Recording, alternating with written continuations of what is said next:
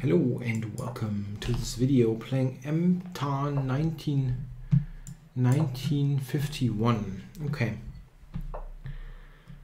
so we get a Maroczy bind. I lost the last game with that opening here in the videos. That was a real bummer.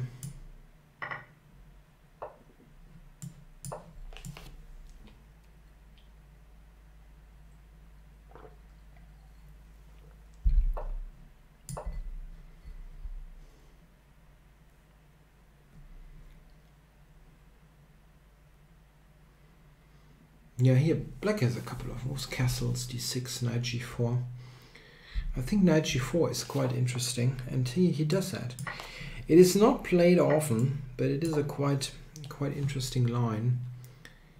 e5 now was recommended by Raja Pajwani, I'm probably not pronouncing it right, in his Hyper Accelerated Dragon book, with some interesting analysis.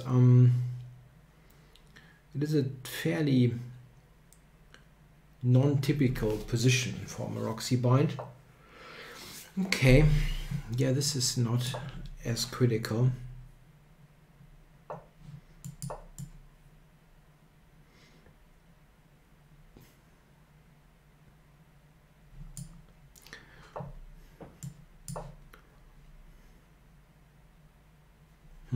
Maybe I actually had c5.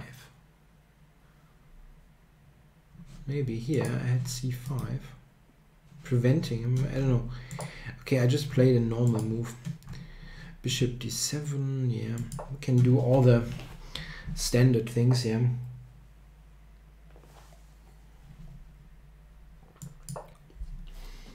a6 is a little bit odd, to be honest.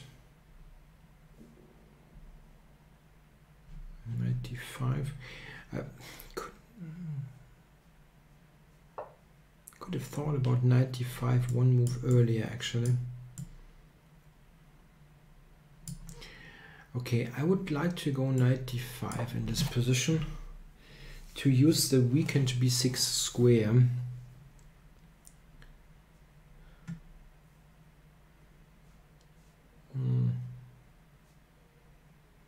Preparing it with rook d1 so that knight d5, queen takes, rook takes can be played.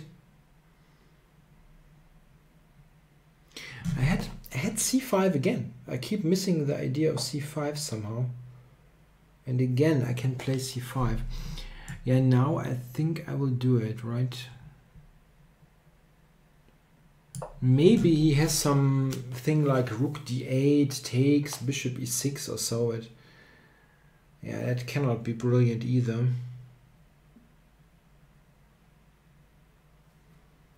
And he takes ages, really.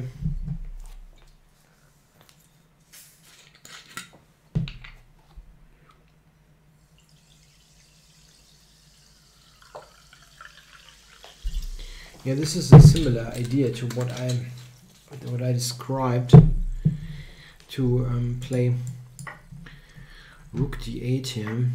No, just doesn't do it. Okay, so if I take d6 here, is that somehow bad? Queen d6.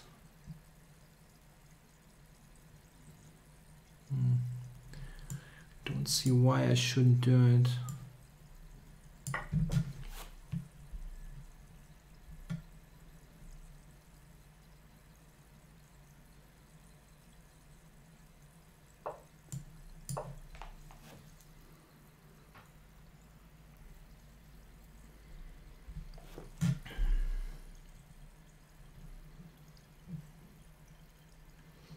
Just win the pawn there on d6.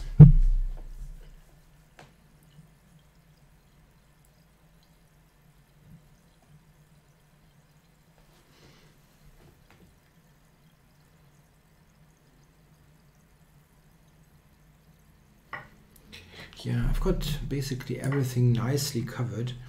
You can try something like bishop c3 here and grab a2. Well, maybe this is relatively best, but it's still not something that is very enjoyable to play. So how do we do that? Rook takes. No.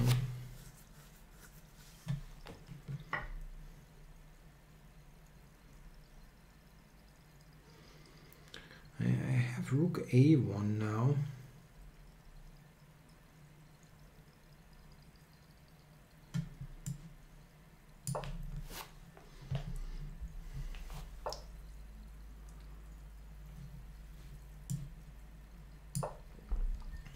Cover d2 and go from here. Rook c7.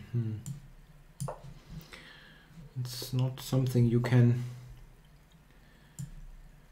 It's kind of an offer you you cannot refuse.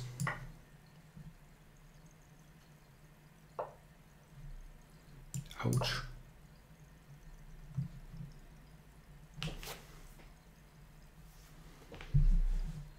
Yeah, the time situation was really an issue as well. He was spending so much time. So here the most interesting choice is e5, which is a very unbalanced position. White can try with knight b5 or something with knight b5, queen d2, knight b5, for example, or just develop. It's an interesting position. After knight c6 we get a fairly normal Maroczy bind position. This was something that I was interested in, but maybe he can go b6 here. Yeah? b6. Yeah, well, okay, bishop e2 is fairly normal. Or this looks fairly standard. a6. Here knight d5 is maybe interesting already, but there's b2 is hanging. And I wasn't entirely certain about this situation here. It looks good for white, but yeah, I rather wanted to keep more material on the board. Rook d1, rook a b8, and now c5 is coming and should be good. Yeah, it's quite a nice advantage. This is also not bad, I think. But okay, queen a2. Didn't think about that. Okay, yeah, well, c5 is very principled. This, and now he should play rook to d8, I think. I was thinking knight d5, yeah, and the engine is agreeing. Yeah, one point is what I saw is that this is a tactic. So he cannot take with the rook on d6. And if he takes with the pawn, I mean, that must be good for white in some way. Bishop g5, okay, they get here. Yeah, he took with the pawn, and then I can grab. Rook d8, queen c5, and bishop h6. Ha! You know, during the game, I thought the only thing that is kind of off is that this bishop is, this kind of situation is a little bit tactically iffy. And he has bishop h6. I didn't see it during the game, but I had this hunch that there is something. And now,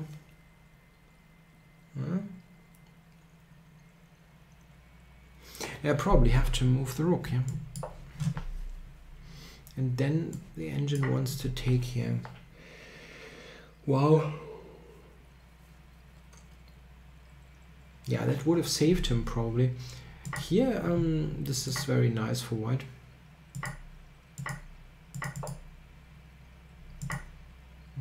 Okay, rook d8 was stronger. Yeah, I just have a pull with the bishop pair. But yeah, this is helped. Yeah, winning the knight for nothing. He cannot go f6 at this particular moment, and this of course doesn't help either. He should play a b5, I guess, and then let's say bishop d4 looks very normal. Yeah, the bishop pair is very strong in this position. Okay, thanks for watching.